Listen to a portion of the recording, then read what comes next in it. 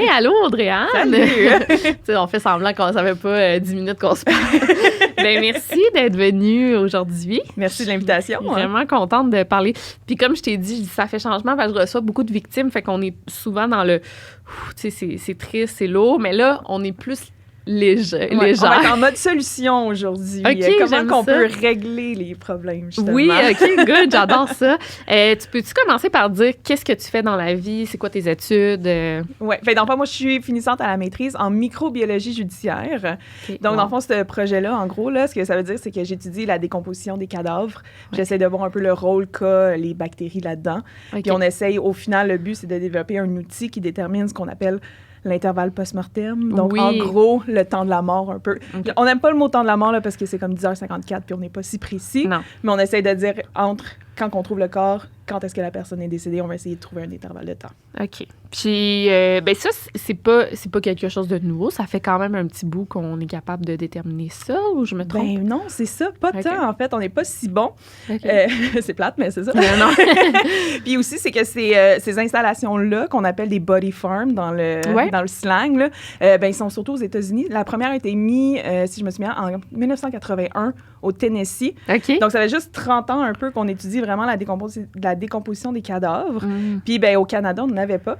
Puis la première est apparue, c'est RESC en 2020 qu'on a fondé. Donc, ça fait juste 3 ans qu'on étudie les cadavres dans l'hiver québécois, dans un certain sens. Ben oui, parce que c'est différent, la température. Exactement. Le climat joue un très, très grand rôle sur la décomposition. Donc, si on n'a pas de body farm au Canada, ben, on peut pas vraiment savoir comment que les corps se décomposent. Surtout avec l'hiver là, et la neige. Il n'y en a pas de neige au Tennessee. C'est vrai, oui.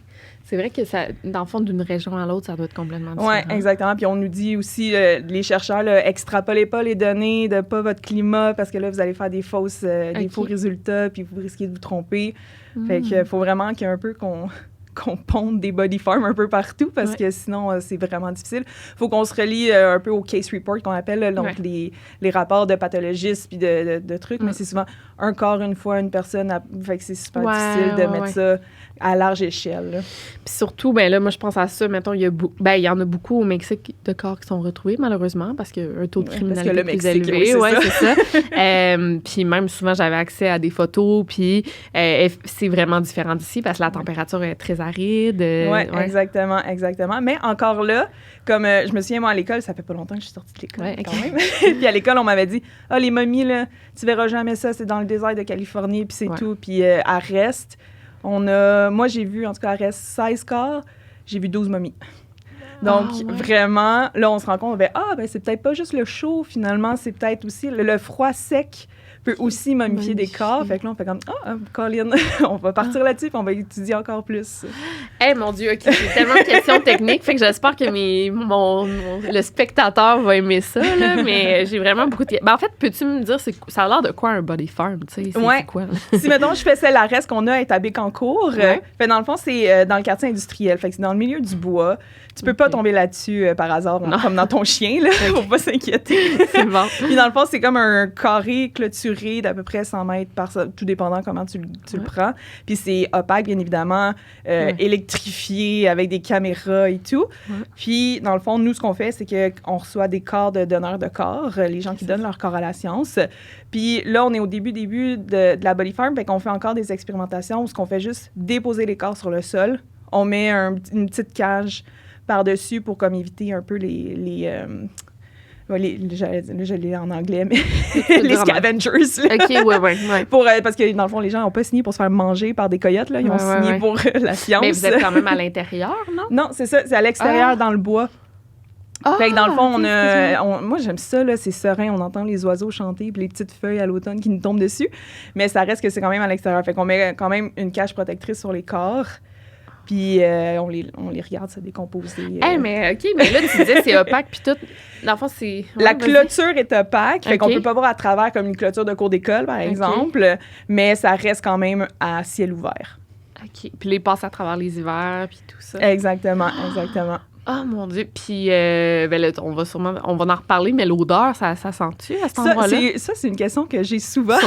L'odeur. Ouais. Puis, je pense qu'on s'habitue, mais il y a aussi l'odeur d'un corps qu'on dépose en septembre versus l'odeur d'un corps qu'on dépose en juillet. C'est vraiment pas pareil. Okay.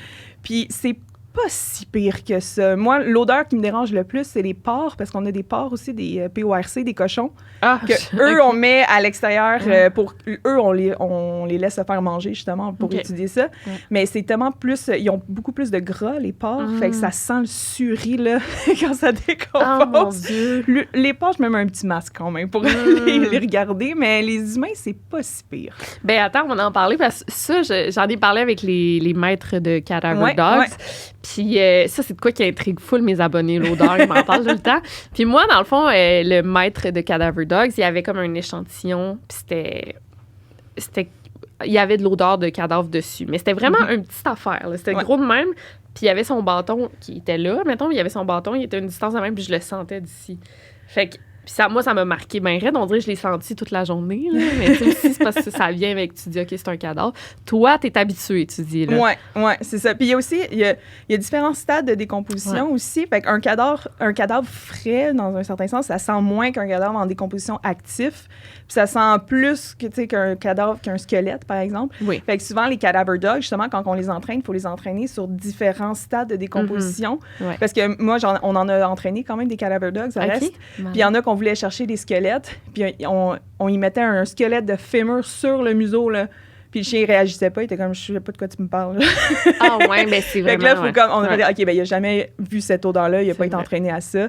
Puis là, après une couple de fois, il a comme compris qu'il fallait qu'il cherche ça. Mais fait que vraiment, c'est plein d'odeurs différentes, tout dépendant le stade.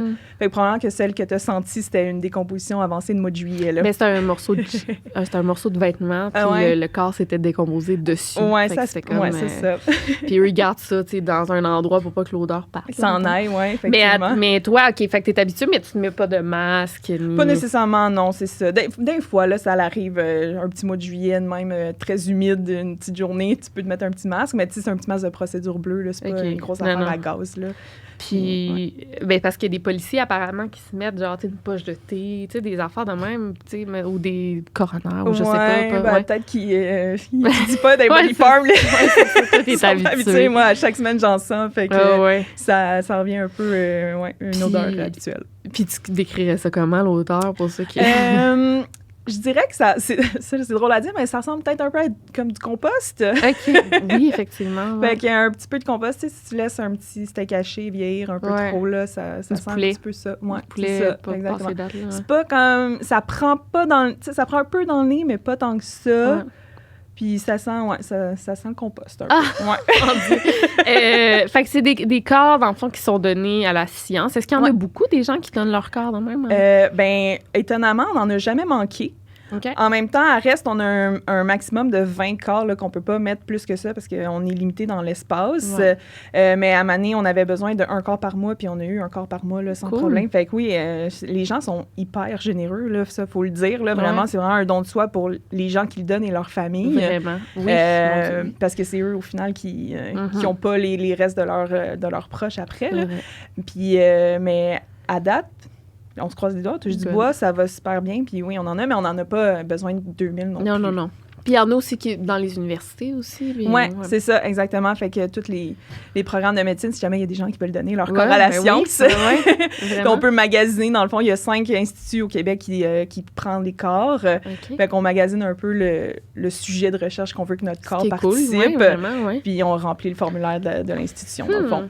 OK. Est-ce que c'est juste des personnes âgées, dans le fond, que vous étudiez? Parce que ça vous prend des enfants, j'imagine, des bébés, ça vous prend à tous les âges. C'est ça. Dans un monde idéal, ça nous prend des enfants, mais les enfants n'ont pas l'âge de consentement pour remplir le formulaire. Fait que c'est 18 ans et plus tout le temps. Puis habituellement, les gens qui donnent leur corps à la science n'ont pas 35 ans. Non. Fait que c'est effectivement souvent des personnes âgées. Le seul qu'on a eu qui avait 40 ans, à peu près, là, dans la quarantaine, c'est un suicide. C'est quelqu'un que... Puis avant, il a consenti. Il a rempli le formulaire avant. Fait que, c'est la seule façon qu'on a eu un corps jeune, entre guillemets, mais sinon, effectivement, c'est toutes des personnes âgées. Fait que ça biaise aussi un peu dans un certain sens nos résultats. C'est pas si représentatif de la population que ça. Oui, parce que c'est ça, le temps de décomposition, est-ce qu'il diffère d'une personne à l'autre? D'un sexe à l'autre, d'un IMC à l'autre. Probablement que l'ethnicité joue un rôle aussi. L'âge, il y a tellement plein de facteurs intrinsèques là, qui est comme unique à chaque personne qui joue aussi, pas juste le climat. Fait que, le plus de corps diversifiés qu'on a, le mieux on va être capable de le savoir. Ouais. Mais pour l'instant, on a beaucoup de personnes blanches sexagénaires. Oui, hein? Ben écoute, je dis juste ça, je sais pas si c'est intéressant, mais j'ai filmé dans une maison funéraire. Ouais, c'est ça. Puis, j'étais comme dans la salle où il embaume, là. Ouais. Puis, on était là, puis on filmait. Puis là, j'ai comme juste ouvert le frigo. Ouais. Puis moi, je m'attendais, tu sais, que ça soit des corps dans des plastiques de même. Mais non, tous les corps étaient là. J'ai fait le saut. Puis même, c'est dans une chambre froide. Puis j'ai fermé la porte. Puis après, ça sentait comme dans la pièce beaucoup. Ouais. Puis, ben moi, ça m'a choqué. Mais toi, t'es full rendu habitué. Oui, là, c'est ça, effectivement. Comme là, je suis rendue qu'avec les gens de mon entourage, comme, bon, s'il y a un cadavre, c'est moi qui vais le gérer. Ben oui, c'est sûr. Je suis comme, gérer les araignées. Moi, j'ai géré les cadavres. Ben oui. Puis les autres, gérer les autres affaires. Les araignées. Les araignées, ça, j'aime moins ça. Puis, est-ce que, une autre question niaiseuse, avant de mourir, ça se peut-tu que OK, mon Dieu, c'est vraiment précis comme question, mais ça se peut-tu que tu commences à te décomposer un peu avant de mourir? Tu sais, quand t'es dans cancer vraiment, là, des dernières heures avant que tu meurs, ça se peut-tu?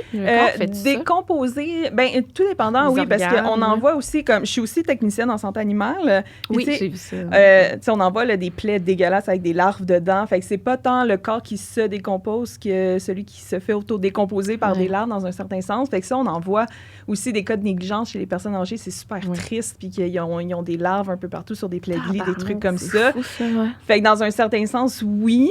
Mais souvent, la décomposition, ça commence par ton microbiote, les bactéries à l'intérieur. Fait que ça, ben eux, ils jouent encore la game de te garder en vie là, tant que tu es en vie, mais à un moment donné, dès que ça arrête, ils prennent le dessus.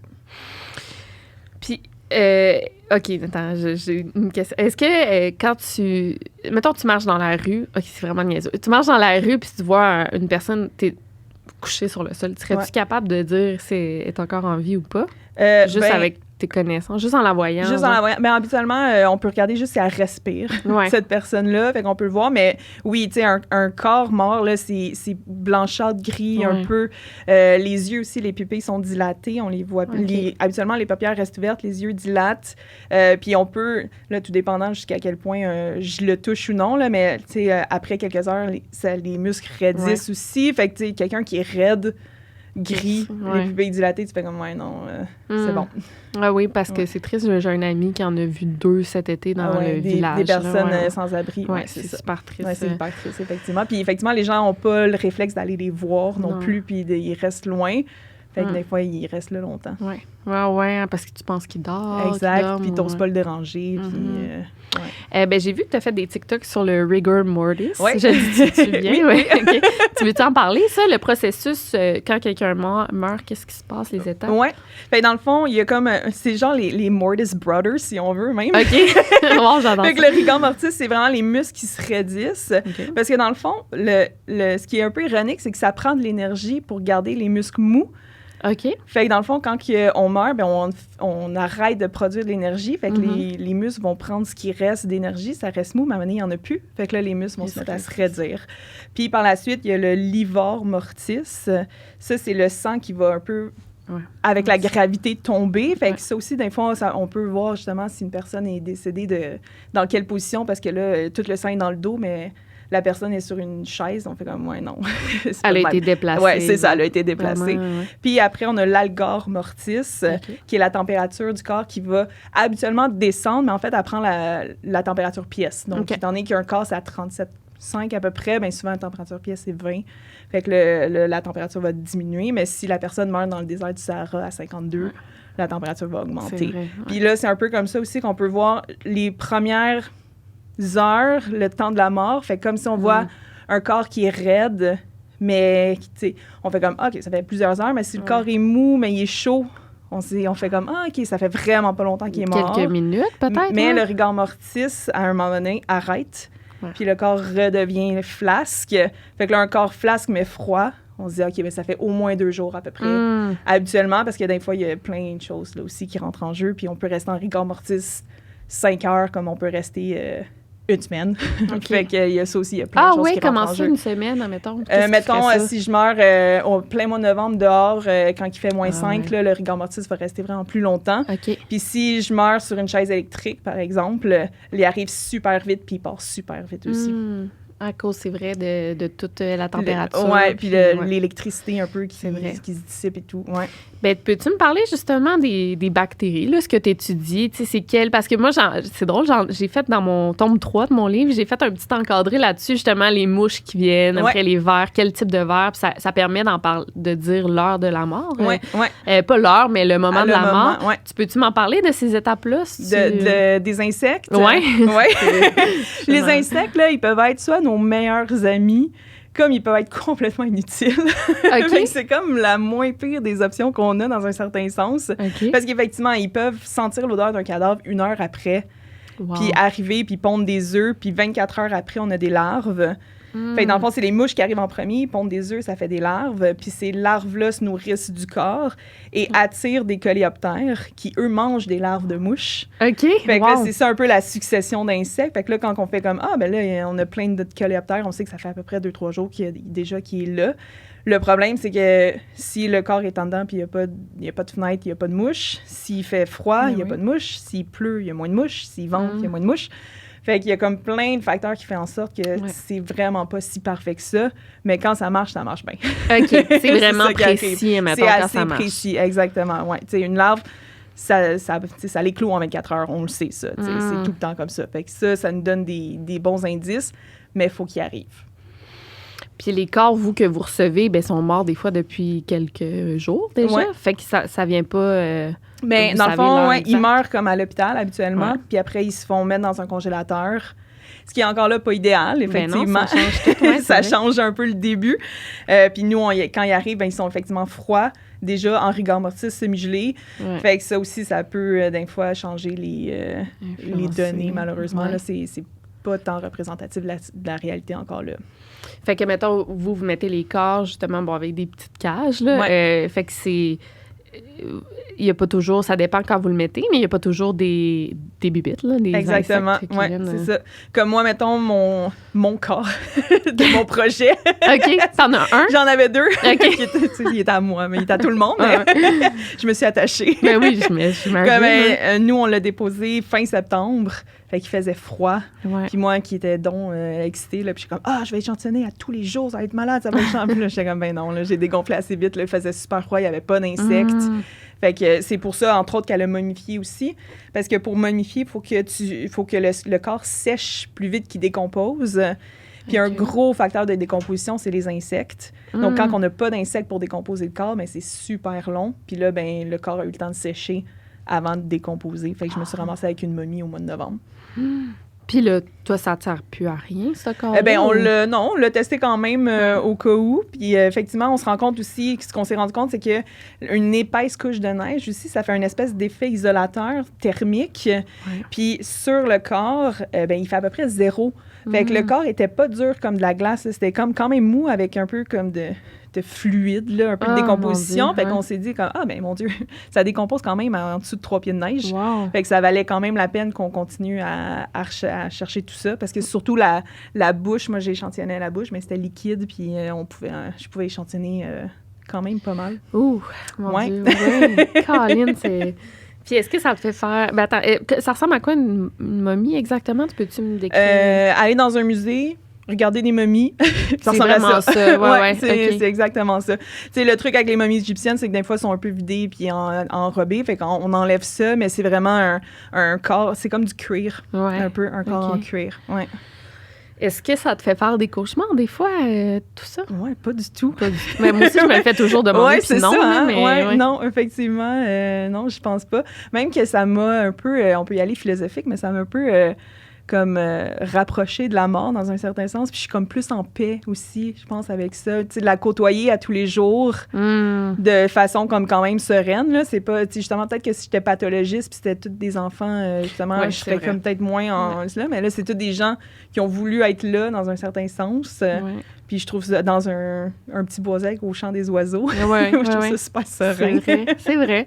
Puis si c'est des personnes âgées, on peut penser qu'ils sont morts quand même à l'hôpital, avec des soins. Avec leurs proches, parce que leur famille aussi, c'est avec eux qu'on deal pour avoir les corps et tout. Fait que, tu sais, tout le monde était au courant, puis tout le monde, effectivement, ils étaient entourés, ces gens-là. Ouais. Puis toi, est-ce que tu leur donnes des noms? Ou c'est leur vrai nom, en fait? Non, c'est anonyme. C'est anonyme. Okay. C'est complètement anonyme. Fait que moi, j'avais donneur 3 et 4. OK, c'est bon. C'est ça. Puis, mais tu te fais-tu des fois des scénarios, comment ils sont morts? On a la cause de la mort, parce que des fois, ça peut, pour voir justement sur l'état de décomposition, puis c'est effectivement tout le temps un peu des codes Parkinson, AVC, crise cardiaque. Puis toi, tu étudies, dans le fond, c'est microbiologiste judiciaire, Oui, c'est ça, exactement. Fait que moi, j'étudie les bactéries, dans le fond, de tout ça. Parce que dans le fond, on a toutes des bactéries qui nous habitent sur nous, à l'intérieur de nous. Puis on s'est un peu rendu compte que les stades de décomposition se suivent et se ressemblent dans un certain sens. Okay. Et chaque stade de décomposition offre comme des conditions environnementales, si on veut, aux bactéries différentes. Fait que ça favorise certaines bactéries à un certain moment, puis ça en défavorise d'autres à d'autres. Puis on s'est dit, ben si ces stades-là se suivent et se ressemblent, ben ce genre un peu ce Game of Thrones de bactéries se suit et se ressemble aussi. Fait que l'hypothèse, c'était comme, si on prend un échantillon de microbiome, on va dire, OK, ben là, on a cette composition-là de bactéries, fait que cette personne-là doit être décédée il y a 1 mois, à peu près. Okay. Fait que là, on essaye de voir si ça marche aussi en hiver. Oui, c'est ça. Parce que là, on a l'hiver qui est pas... que les gens au Tennessee n'avaient pas. Ouais. Oui, puis est-ce que ça... Parce que je sais aussi que le contenu de l'estomac à la mort, ça nous en donne une bonne idée aussi de l'heure, tu sais, si ça a été digéré, la nourriture ou pas, je me trompe-tu? Bien, ça peut, effectivement, nous donner ça. Puis il y a aussi... Mais à un moment donné aussi, les bactéries font du gaz, là, à force. Fait que là, le corps va se gonfler. Puis là, le corps va rupturer. À un moment donné, ça brise, là. Ça peut pas rester de même comme ça. Puis là, on met plein d'oxygène là-dedans. Là, c'est un tout autre environnement pour ces bactéries-là. Puis là, effectivement, tout le contenu va se répandre aussi sur le sol. Fait que le sol aussi est un super bon moyen d'avoir des indices sur ce qui s'est passé à cause de ça. Ben oui, comme il y a Kristen Smart là, aux États-Unis. Bref, son corps est décomposé dans la terre, en dessous dans la cour du tueur, là, en fait. Puis ils ont déplacé le corps, mais comme 10, 15, 20 ans plus tard. Mais le sol contenait encore tout l'ADN, fait qu'ils ont pu arrêter le gars sans corps. Là. C'est vraiment intéressant. Ça fait complètement du sens, effectivement. Parce qu'il y a l'ADN, j'imagine. Il y a de l'ADN parce que ça va... Il y a des cellules qui vont tomber aussi avec ça et tout. Fait que effectivement. Là. Puis l'ADN, ça peut toffer longtemps. Fait que ça fait... ça complètement très intéressant. Puis toi, est-ce que tu veux faire de la recherche toute ta vie ou tu veux peut-être travailler avec la police ou les enquêteurs? Oui, c'est ça. Non, la recherche, c'est pas pour moi. Non, mais il y en a qui font ça toute leur vie, oui, puis on les remercie. Oui. Mais effectivement, moi, je voudrais plus être dans un labo, justement, de sciences judiciaires, faire de la biologie judiciaire. Donc, tout ce qui est ADN, traces de sang, ces affaires-là.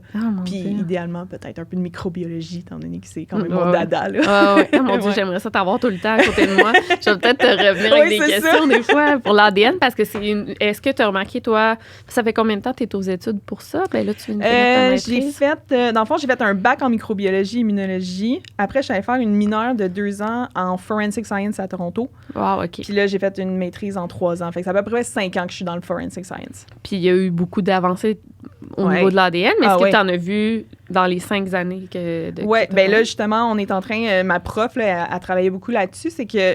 Là, on peut y aller technique, là, si on peut, mais... oui. L'ADN, dans le fond, un profil ADN, c'est comme... Il y a des...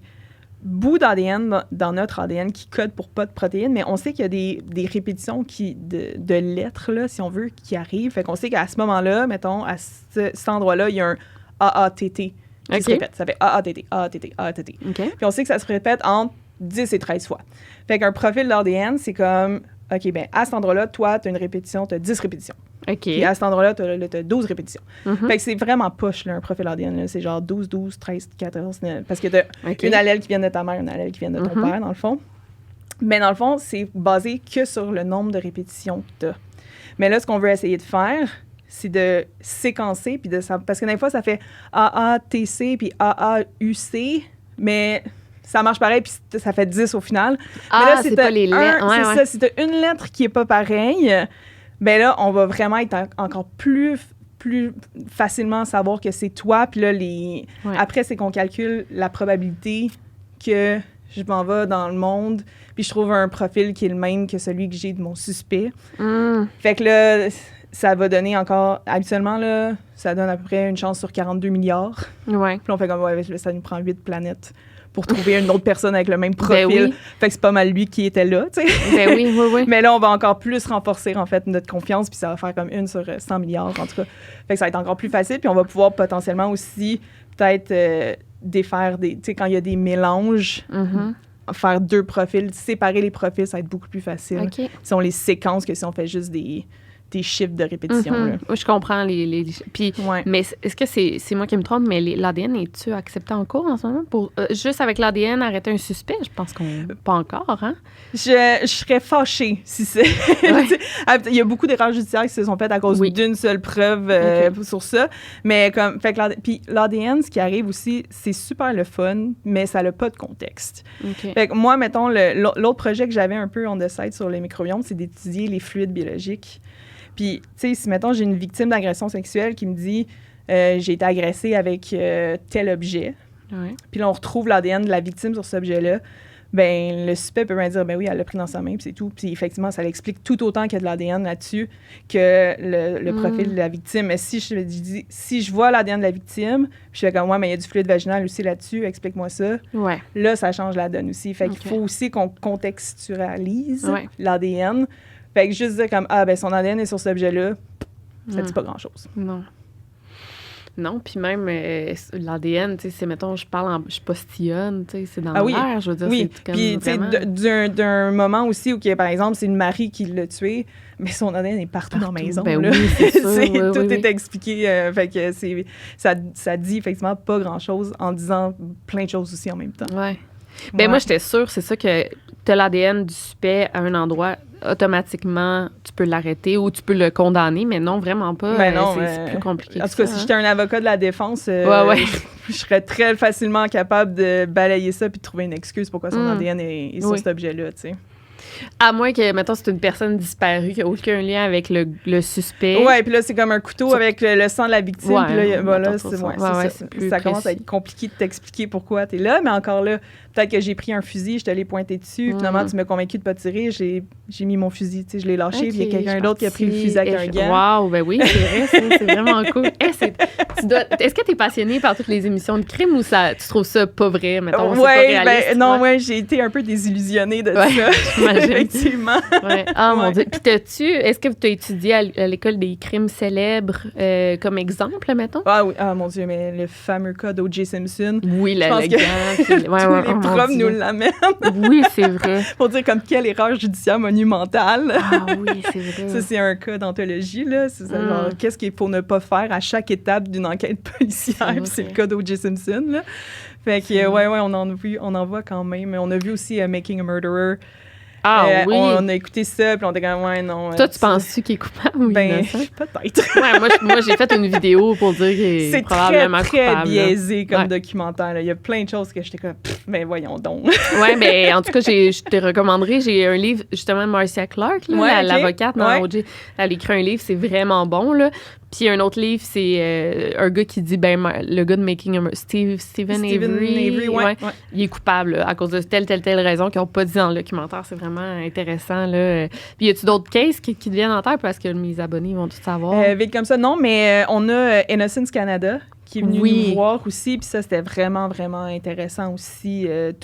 Tous les cas de Innocence Canada, ils sont tous sur leur site Internet. Là, tu cliques dessus, là, puis c'est tout hyper fâchant. Oui, c'est vrai qu'il y en a beaucoup. C'est vraiment frustrant. Puis, tu sais, des fois, on se dit, tu sais, il y a des gens là, qui vont en prison pour des fausses confessions. Puis là, on se dit, ben voyons donc, jamais dans la vie, je vais confesser un crime que j'ai pas fait. Puis là, finalement, tu lis. C'est comme, ben non, elle avait raison. Moi aussi, je pense que je l'aurais faite. Ils sont coerced, là, vraiment, par les policiers aussi. Ben oui, exactement. Puis là, tu te dis, est-ce que je risque 15 ans de prison ou j'accepte le 3 ans? Oui. Bon, OK. Oui, puis il y en a beaucoup aussi. Il y a des sans-abri, des itinérants qui vont confesser parce qu'ils sont mieux en prison. Ou des immigrants, justement, ils comprennent pas la langue, ils sont pas trop sûrs, tout est contre eux. Puis là, mon Dieu, on va prendre le 3 ans parce que tu veux pas risquer le 15, tu sais. Fait que ça aussi, il y en a beaucoup, c'est super fâchant. Est-ce que tu aimerais ça travailler pour Innocence Canada? Cool. Si j'étais avocate, oui. J'adorerais ça. Ouais, mais là, je suis scientifique. Fait que... Peut-être si tu as besoin d'un side project, tu pourrais comme pro bono. Faire de l'expertise pro bono, ça je pourrais. Oui, effectivement. Ouais, complètement. Puis est-ce que tu as des cases en ce moment qui te passionnent, que tu suis de près? Là, il y a le juge... Ah, mon Dieu, que j'oublie son nom.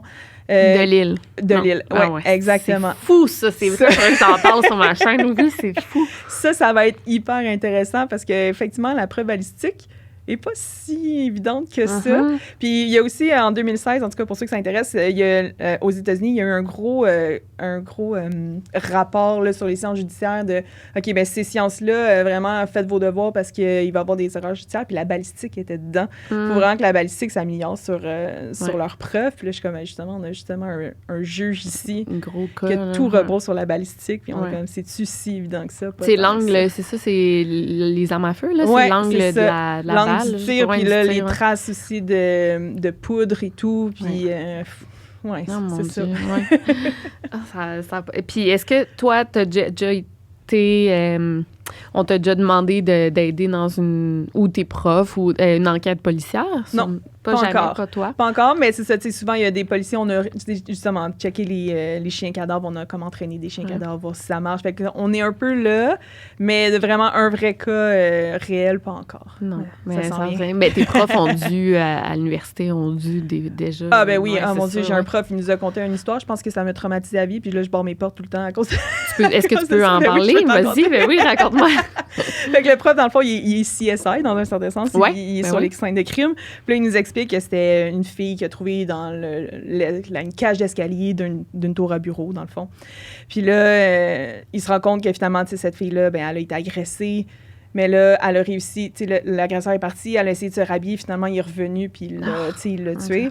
Puis là, on est comme OK. Puis là, en tout cas, il a fait ses recherches pour que finalement, il finisse dans le bureau du concierge en haut de l'immeuble. Le tueur. Le tueur.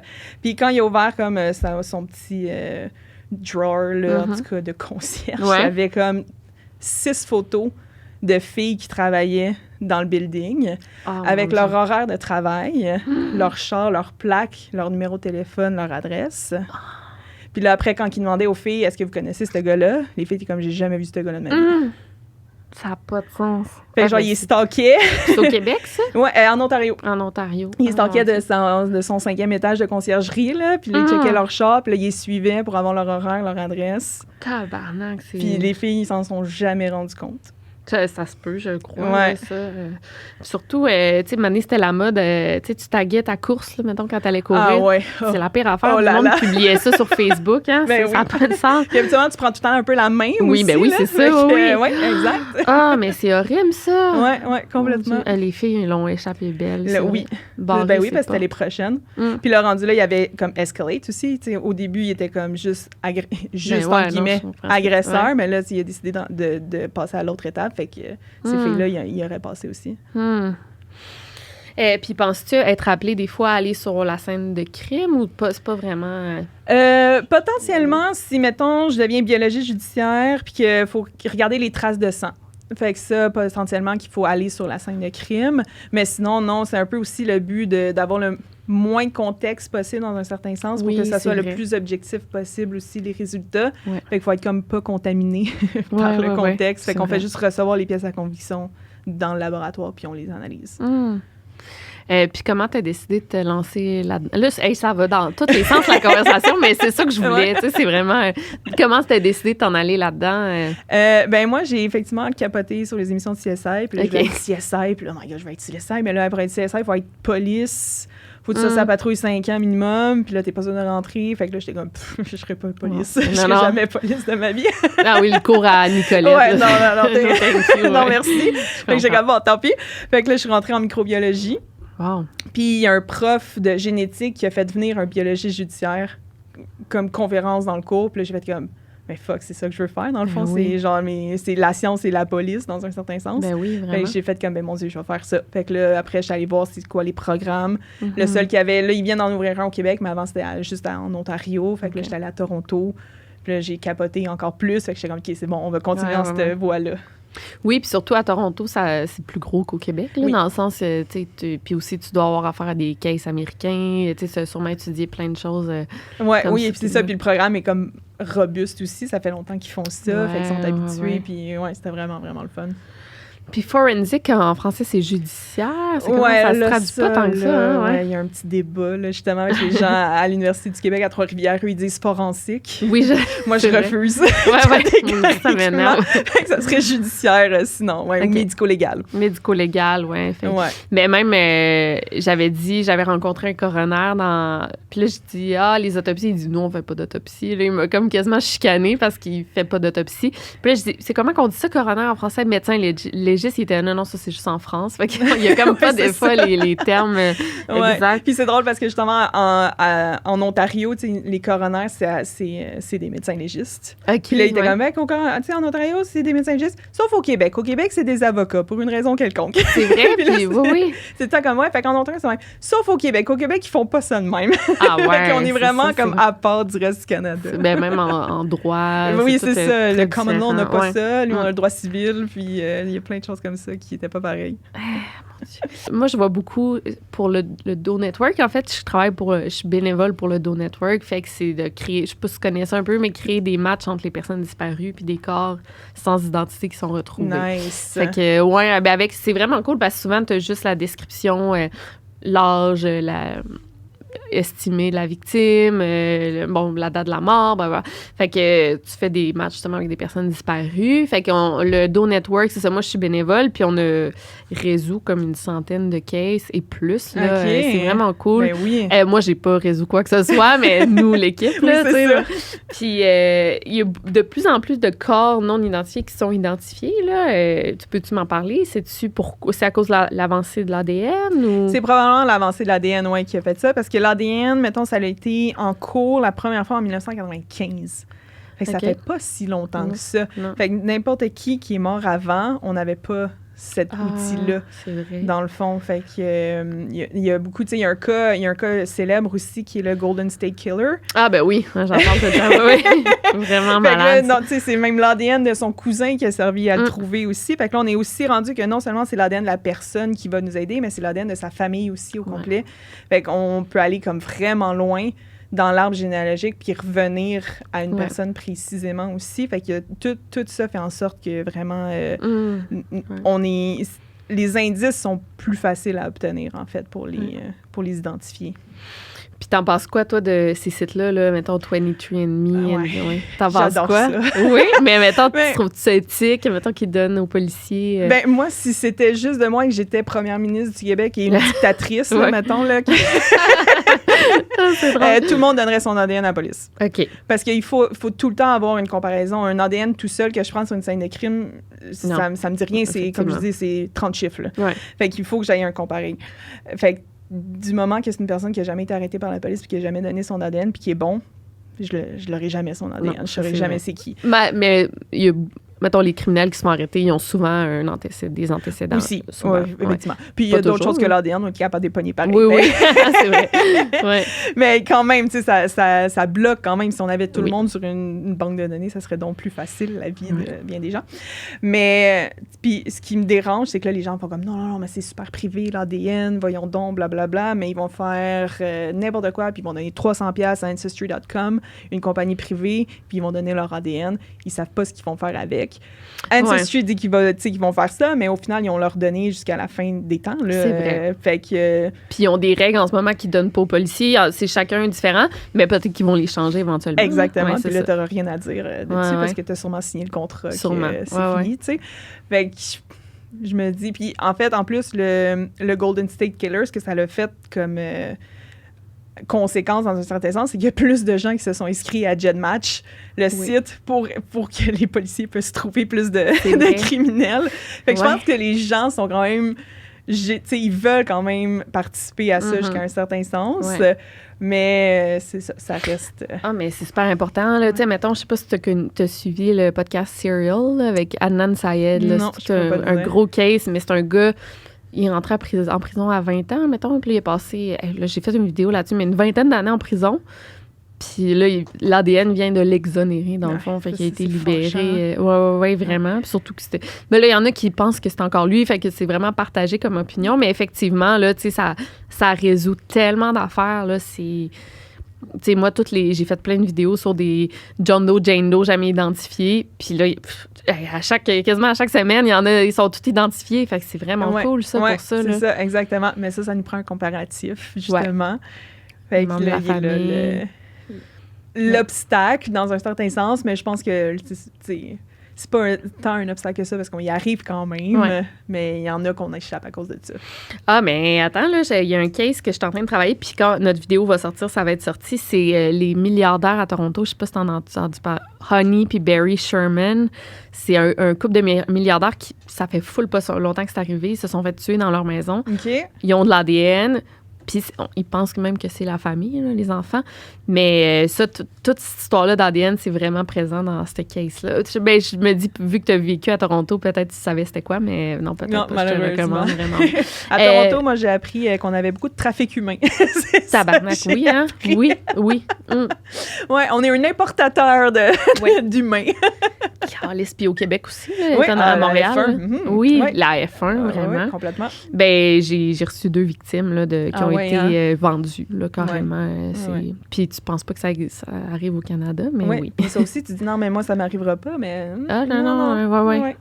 Oui, ça peut arriver. Il y a des femmes qui sont carrément kidnappées pour se faire vendre. Là, fait que ça peut... Peux-tu me parler de la différence entre un corps, mettons, qui est retrouvé dans l'eau, noyé, là, qui a été noyé ou qui mort, en tout cas. Puis l'hiver, puis l'été, puis tu sais, qu'est-ce que ça change? Ben, commençons par noyer. Oui. Ce qui est super dur avec les corps noyés, justement, c'est qu'on n'est pas capable de faire des body farm de submersion. Parce que dans le fond, souvent, mettons, les gens, ils tombent dans des rivières, là, c'est souvent le cas. Fait qu'une rivière, ben ça a des poissons, des crustacés, ça a d'autres espèces qui vont manger les corps. Ça a un courant d'eau. Qu'on n'est pas, qui est constant. Fait qu'on n'est pas capable de recréer le constant courant d'eau, dans le fond, pour laisser le corps là, dans le fond. Fait que c'est super difficile d'étudier ça. Mais souvent, ça fait à peu près la même chose qu'un corps enterré. Fait que c'est plus long à décomposer dans l'eau parce que c'est plus froid. Mais ça va gonfler aussi. Fait que des fois, souvent, ils se remettent à flotter à la surface aussi, ces corps-là. Mais quand ça rupture, ben là, ça se remplit d'eau puis ça peut tomber dans l'eau aussi. OK. C'est ça, après combien de temps sais-tu que ça reflotte? Ça, ça va dépendre aussi si on est tombé dans la rivière le mois de juillet ou le mois de décembre. Okay. Mais tu sais, souvent, à peu près, là, ça prend en moyenne 1 semaine. OK. À peu près. Pour avoir comme un bon gonflement, là. Puis ils se ramassent souvent sur les berges, là, sur les bords. Oui, c'est ça, mais tout dépendant aussi, parce que si ils se font manger, puis finalement, ça tombe en morceaux, dans un certain sens, bien là, il y a des morceaux qui vont aller plus vite que d'autres, qui vont prendre d'autres chemins que d'autres, fait que là, ça aussi, des fois, on retrouve juste un pied. Des morceaux. Ben oui, vraiment. C'est ça. Puis il n'y aurait pas moyen, mettons, là, c'est d'étudier ça, mettons, dans une petite cage, t'attaches ça au... Oui, ben il y en a qui le font avec genre des têtes de porc, justement, ou des pieds, mais on n'a jamais un corps au complet qu'on met... Parce que là, encore là, il faut que ça soit sur une rive. Puis là, ben il y a des gens qui vont là. Ah ouais, c'est vrai. Fait que là, il peut y avoir des gens qui... Fait qu'éthiquement parlant, c'est vraiment plus touché de faire ça, d'accrocher ça sur une rive qu'une tête de porc, c'est pas trop grave. Ah ouais, non, j'imagine. Mais c'est fou parce qu'il y a... Mettons, dans la ville de Lévis, c'est ça, moi, en tout cas, je suis au courant. J'ai un Excel avec toutes les disparitions là, au Québec. Ah ouais, OK. Puis à Lévis, il y en a beaucoup, là. J'ai remarqué, là, mettons, une vingtaine de disparitions. Puis moi, je me dis, c'est parce que le pont de Québec, là, qui est là, fait que ça doit être beaucoup de suicides. Ça se peut. Mais pourquoi on les a jamais retrouvés? Tu sais, si les corps, ça flotte au final. Bien, ça flotte, mais sauf s'il se prend, mettons, dans une roche dans le fond du fleuve, puis qu'il reste accroché là, ça se peut qu'il reste accroché là. Puis le courant constant qui va pousser vers le bas fait en sorte que finalement, mais il remontera peut-être pas nécessairement celui-là, ce corps-là. Oui, ça se peut. OK, c'est ça, parce que c'était comme un gros débat, là. Le monde disait, les corps, ça flotte. J'étais, pas tout le temps. Pas tout le temps, exactement. OK, puis des corps enterrés, tu dis, c'est vrai, c'est à peu près le même écosystème. C'est que c'est long aussi à décomposer parce qu'il y a pas d'oxygène, il n'y a pas d'insectes non plus. Les mouches qui viennent au départ, mais ils sont pas là. Mais c'est des vers de terre. Okay. Fait que c'est moins... Une mouche, là, ça pond des millions d'œufs, là, puis ça fait... oh là là, beaucoup de larves. Okay. Une tête, là, c'est peut-être graphique, là, mais tu sais, c'est un nez, une bouche, des oreilles, c'est toutes des cavités qui se remplissent de larves. Oh mon Dieu. Puis ça part vite. Ouais. Okay. Mais là, enterré dans de la terre, là, t'as des petits vers de terre, puis il n'y en a pas tant que ça. Fait que c'est vraiment plus long à décomposer. Ouais. OK, bien c'est pour ça sûrement que les tueurs, ils enterrent, pas tout le temps, mais ils enterrent leurs victimes, non? Ça se peut-tu? Ou c'est... Je sais pas. Il faudrait leur demander. Mais en même temps, c'est plus discret, là. Oui, effectivement, un corps enterré qu'un corps pas enterré. J'avais lu des corps qui avaient été tués, là, qu'on voulait se débarrasser, recouverts de chaux. La chaux. OK. C'est lime quelque chose, le nom. Ça se peut-tu? Ben ça, tu sais pas. Ça freine le processus de décomposition. Je pourrais pas dire. Mais même des corps, les gens qui veulent brûler des corps pour les faire disparaître, là, c'est giga long à brûler un corps. Là. Même là, si tu le mets dans un auto puis tu pars la canisse d'essence puis tu laisses brûler ça, là, ça va brûler 2 heures puis ça sera pas assez. Il faut brûler ça minimum 8 heures. Là, je donne tellement des trucs pour débarrasser d'un corps. Il faut un gros feu pendant 8 heures de temps. C'est pour ça que les crémations, là, c'est 200 degrés Celsius là, pour se débarrasser d'un corps. C'est un espace petit. Là, exactement. Fait qu'un feu comme ça, c'est vraiment pas facile. Fait que souvent, on est capable de retrouver de l'ADN aussi dans des corps brûlés, puis on est capable de retrouver plein de choses parce qu'au final, il n'y a pas vraiment brûlé ce corps-là. C'est pas subtil de faire brûler un corps pendant 8 heures sur un gros feu, là, on va te trouver. Puis ça sent, là, aussi, un corps. Oui, c'est ça. Mon Dieu. Toi, tu vois tout le temps ça, des vers qui sortent du nez, de la bouche. Puis est-ce que les bébites, tu as dit que tu avais peur des araignées, ça t'écœure-tu, ça, ce bout-là? Non, c'est ça, pas tant, effectivement. Ça aussi, c'est mignon, des petites larves. Des araignées, c'est pas joli, là. Non, j'avoue. Mais des larves, on en voit dans les bacs de compost souvent. Oui, c'est ça. C'est des petites larves mignonnes blanches, là. Fait que... oh mon Dieu, ça n'a pas de sens. Hey, mais c'est tellement intéressant, tout ça, genre... je savais pas que c'est vraiment pointu, mais c'est cool de la façon que tu t'en parles, là. C'est super... on est de la facilité à comprendre. Je voulais te poser une question par rapport au corps, là, justement, qu'on retrouve dans le désert ou dans... ça serait quoi? Parce que j'en ai vu beaucoup de photos aussi de des corps retrouvés dans un désert. Est-ce que ça se décompose plus rapidement? Ou... Probablement que dans le désert, justement, ça va sécher plus vite que ça décompose. Okay, fait que ça risque de faire des momies, probablement. Puis c'est un peu l'hypothèse aussi qu'ont certains archéologues sur les premières momies. Là, c'est probablement des gens qui sont juste morts dans le désert. Puis ça fait des momies, puis là, les gens ont fait « Oh my God, on va essayer de recréer ça », puis on crée comme un rituel alentour de ça. Mais probablement que s'il fait super chaud puis super sec, on risque d'avoir beaucoup de momies. Tout dépendant aussi s'il y a des animaux aux alentours qui vont venir les manger, mais ça risque de sécher assez rapidement, Puis c'est possible, parce que moi, je disais ça, tu sais, l'odeur de cadavre. Mettons, ton voisin, là, il est mort, puis dans sa maison, puis c'est sûr que tu vas t'en rendre compte. C'est impossible que tu t'en rendes pas compte, non? Bien, ça se pourrait, tout dépendant s'il vit au château de Versailles ou dans un 3,5. Oui, mettons un 3,5. Mais si t'es dans un bloc appartement, mettons, là, puis que t'es un voisin, là, probablement qu'après 3 semaines, tu vas le sentir. Ouais.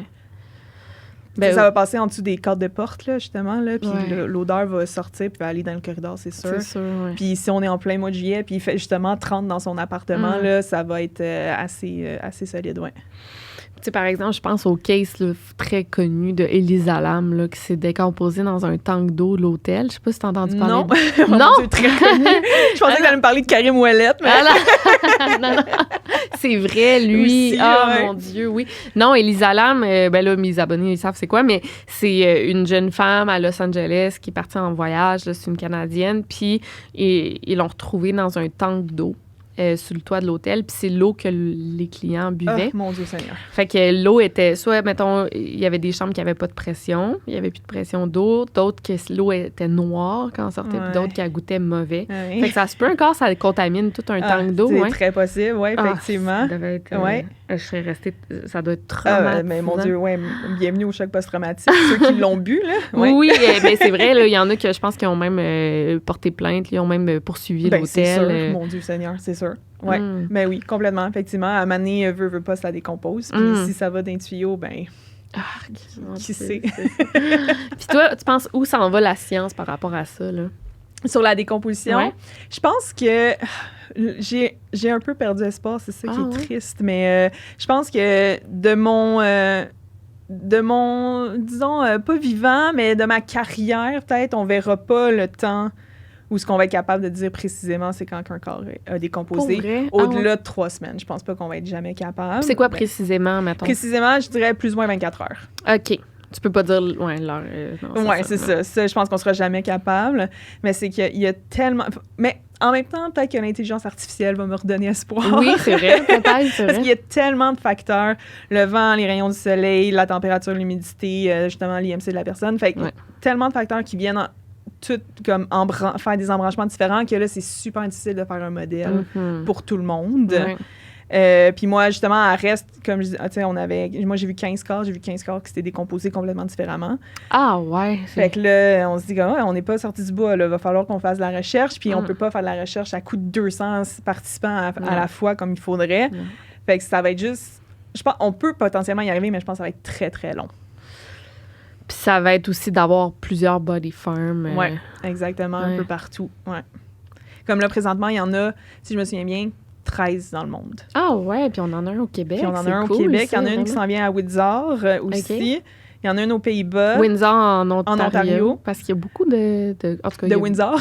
Oui, mais il me semble dans des corps retrouvés, il y en a beaucoup à Windsor. Ah ouais? Je pense qu'il y a de la criminalité quand Dieu, même. Tant mieux, ils vont avoir une bonne fois. Oui, c'est ça, mon Dieu. Pour les aider.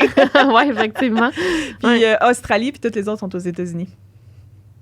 OK. Il y en a en Australie, mais aux États-unis. Non, mais ça en prendrait, mais ça en Amérique du Sud, que c'est complètement différent. En Norvège, en Russie. C'est vrai. Ça en prendrait partout. Puis ça, c'est le gouvernement qui finance ça. Il faut qu'il soit quand même au courant de tout ça. Exactement. Puis on a fait, avant d'ouvrir Reste, il y avait comme tout... Ils sont allés voir les gens de Bécancour pour qu'il y ait de l'acceptabilité sociale aussi. Parce que, je veux dire, on met quand même 15 cadavres dans 3 km de chez vous. Là. Fait qu'il faut que les gens soient au courant puis qu'ils veulent. Fait que là, il faut comme un peu expliquer la démarche de pourquoi on fait ça. Fait que c'est quand même... c'est pas n'importe où qu'on peut les mettre. Puis si quelqu'un a un intérêt à aller visiter ça, non. C'est vraiment confidentiel. Oui, c'est ça. Puis, tu sais, justement, on ne veut pas faire en sorte que ça soit comme un show pour garder respect, justement, pour les donneurs. Fait qu'on le garde secret dans un certain sens pour ça. Pour pas que ça devienne un spectacle. C'est vrai. Puis c'est legit, là, en même temps. Oui, c'est ça. C'est pour que les gens, ils veulent donner leur corps. Oui, tu sais, les gens qui veulent donner leur corps puis se faire exposer, ben ils vont donner leur corps au... C'est qui l'artiste là, qui avait des corps là, qui exposait au Centre des sciences, là, qui découpait en morceaux? Là? Je sais pas qui découpait, mais oui, il y avait mais il y avait pas une... Oui, il y avait une exposition qui a fait le tour. C'est Body. Body, c'est ça. Si vous voulez être exposé, vous donnerez votre corps à Body. Mais sinon, on les garde secrets. Puis qu'est-ce qui t'a surpris le plus là, dans tes années d'expérience là-dedans? Moi, justement, le fait de me faire dire à l'école, tu feras jamais de momie de ta vie, puis finalement avoir 13. Mais c'est fou quand même, ils sont pas d'actualité. C'est ça. Je suis comme, clairement, il nous fallait une body farm au Canada. Vraiment, oui, c'est vrai. Puis aussi, justement, de voir que tout le monde se décompose d'une façon différente. Dans le même environnement, là, ils sont dans le même carré de jeu, dans un certain sens. Fait que vraiment, j'ai un peu vu comme la montagne qui nous reste quand même à franchir là, dans ce domaine-là. Puis t'aimerais-tu ça, toi, aller témoigner en cours, mettons, comme experte un jour, tu sais, dans les affaires de meurtre? Je pense que c'est peut-être un peu masochiste, là, parce que les avocats de la défense, à ce qui paraît, sont pas tout le temps fins. Oui, c'est vrai. Puis le monde, il y a ça, apparemment, à les témoigner, parce que c'est beaucoup de jours, puis c'est... Oui, c'est ça, puis c'est long, puis... c'est stressant aussi. On est rendu aussi, là, je m'en vais en biologie, fait qu'on est rendu au point où l'ADN, c'est solide, là. C'est dans le roc, là. Fait que là, comme ton avocat de la défense, il peut plus vraiment, comme, essayer de défaire ta science. Ta science est solide. Fait qu'il essaye de te défaire toi et ton expertise. C'est vrai, ça. Fait que c'est plus comme des attaques personnelles que des attaques sur la science. Fait que là, bon, en tout cas, c'est la game, pour croire. Mais c'est vrai que ça doit être tough. Mais tu sais, j'ai aussi quand même une petite passion pour la communication scientifique et tout. Fait que j'ai juste vulgariser à un jury, au final, c'est l'avocat de la défense, c'est comme un cas, bon, ça vient avec la game, mais je pense que expliquer à des gens comme c'est quoi ma science, puis voici pour ce qui se passe, après fais-toi une idée, ça, par exemple, ça m'intéresse. Ouais, c'est cool. Ouais. C'est vrai que là, t'es ta moteur de recherche. T'es invitée ou t'es à chaque émission? Collaboratrice. Fait une fois à peu près par mois, là, à date, que j'y vais. Puis c'est quoi les questions qui reviennent le plus? J'ai eu, mon Dieu, quelle question? J'ai eu genre les questions sur comment différencier un squelette homme d'un squelette femme. Ah, ben là, mon Dieu, c'est bon, j'aurais dû penser. C'est quoi la réponse? La réponse, c'est qu'on ne sait pas vraiment. OK. Mais dans le fond, il y a quand même des trucs, là. Tu sais, si on se met la main, j'aime ça dire ça, là, en arrière du crâne, on a comme une petite bosse là, proche de la nuque. Fait que ça, chez l'homme, c'est plus prononcé que chez la femme. Moi, c'est quand même doux. Puis chez l'homme, ça fait plus un pic. Les orbites aussi, sur le bord des yeux, là, c'est plus prononcé chez l'homme. Le bassin aussi, dans le fond, l'angle. Un bassin, c'est comme un papillon à 4 ailes. Ouais, puis les 2 ailes en dessous, si on voit cet angle-là, ça fait plus un V chez l'homme, puis ça fait plus un U chez la femme. C'est plus... en tout cas, il y a plein de trucs comme ça. Le truc, c'est que tous les squelettes ne cochent pas toutes les cases. Fait qu'on peut avoir comme un angle en V, mais pas d'arcade sourcilière prononcée, par exemple. Fait que là, on fait comme... Qu'est-ce qui se passe? Fait qu'on a juste 5... Au final, il y a 5 conclusions possibles quand on essaye de sexer un squelette, qui est... C'est fort probablement un homme, c'est possiblement un homme, on le sait pas. C'est possiblement une femme, c'est fort probablement une femme. OK. Puis une étude qui est hyper intéressante que je trouve, ils ont pris un faux squelette d'éducation, là, où ce que c'est hyper clair que c'est un squelette d'homme. Là. Tout était mis en place pour qu'on dise que c'est un squelette d'homme. Ils ont mis un squelette dans c'est un clandestine grave qu'on appelle, là, juste dans le sol. OK. Fait que là, il y a un groupe d'étudiants qui ont essayé de sexer ce squelette-là. Parfait, 100%, là, tout le monde a dit que c'est un homme. Excellent. Après, ils ont mis des vêtements de genre neutre sur le squelette. Puis là, 75% des étudiants ont dit que c'était un squelette d'homme. Puis après, ils ont mis des vêtements de femme sur le squelette d'homme. Puis c'est un étudiant qui a trouvé que c'était un homme. Ah, fait que le contexte biaise beaucoup aussi. Est super important. Puis ça fait en sorte que ça rend encore plus difficile de faire ça. Ah ouais, c'est intéressant. Puis les cheveux, est-ce que ça reste longtemps sur le squelette? Ça tombe vite, mais ça décompose pas vite. Fait que ça reste tombé à côté. Ouais. Mais souvent, les petits oiseaux, ils viennent les chercher pour faire des nids aussi. Oh mon Dieu, c'est quand même glauque. Mais ça donne un contexte aussi. Ben, souvent, les femmes ont les cheveux plus longs, mais pas toujours, là, mais... Ouais, ben c'est ça, exactement. Mais là, faut pas que t'en tiennes compte. Voilà. Non, c'est ça, c'est vrai. Exactement. Ah ouais. Ouais. Puis d'autres questions, mettons que le monde te pose beaucoup. L'odeur, ça doit être... l'odeur, c'est habituellement... Ou, tu sais, quand je dis que là, on entraîne des chiens cadavres, ça aussi, là, les gens aiment bien les chiens. Oui, c'est vrai. Ouais. Fait qu'il y a ça aussi, où genre, si le mythe, là, que les ongles, ils poussent c'est vrai? Aussi, mais non, c'est pas vrai. Ah, c'est c'est comme une illusion optique. En fait, c'est plus la peau alentour qui shrink. Fait qu'il fait en sorte que ça fait juste exposer plus d'ongles. Fait que ça a l'air de pousser, mais ça pousse pas vraiment, en fait. C'est juste une illusion. Très intéressant. Ouais. Ah, c'est cool. Ben là, attends, je vais checker l'heure, là. On a mine de rien, ça fait déjà 1 heure qu'on parle. J'aimerais ça passer à la section de Patreon parce que j'ai des questions full intéressantes pour toi. Est-ce qu'il y avait d'autres choses que tu voulais parler aujourd'hui, là, avant de... Non, mais je me fais quand même un devoir à chaque fois que je viens parler de ça, de remercier les gens qui donnent leur corps à la science. Surtout les donneurs à reste, entre autres, parce que c'est ceux-là que moi, je connais, entre guillemets. Mais je trouve que c'est un don exceptionnel de soi et de remercier leur famille aussi qui acceptent de faire ça. Donc, c'est tout le temps... je me fais une obligation de les remercier. Puis comment les gens peuvent faire ça, mettons? Fait que si vous voulez donner un corps à la science, dans le fond, on va sur le site du gouvernement. C'est un peu comme le cadre d'organes. Là. Fait qu'on remplit comme le formulaire du gouvernement. On tape don de corps... Québec là, sur Google, puis ça va sortir. Puis une fois qu'on a rempli le formulaire du gouvernement, puis qu'on dit au gouvernement, je veux donner mon corps à la science, là, après, c'est la partie un peu, soit le fun ou le poche, ça dépend comment on le voit, mais il faut magasiner quelle recherche qu'on veut faire. Ouais. Hey, c'est drôle, moi. Toi, tu le ferais-tu? Ben oui. Ben maintenant que je le fais, oui. On dirait que je le ferais pas, puis je vois comment c'est important.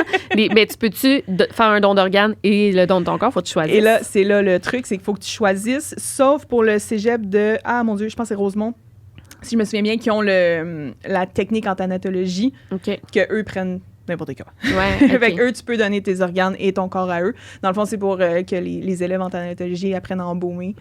Donc, ça dérange pas vraiment s'il n'y a pas d'organes. Non, c'est ça. Ouais. Parce que c'est full noble de faire les deux, là, donner des organes. C'est malade. C'est là, le plus gros frein, en fait, au don de corps, c'est le don d'organes. Ouais. Hey, mais est-ce que tu vois, excuse-moi avant de finir, tu vois-tu un genre de personnes qui donnent plus leur corps à la science? Tu sais, ça...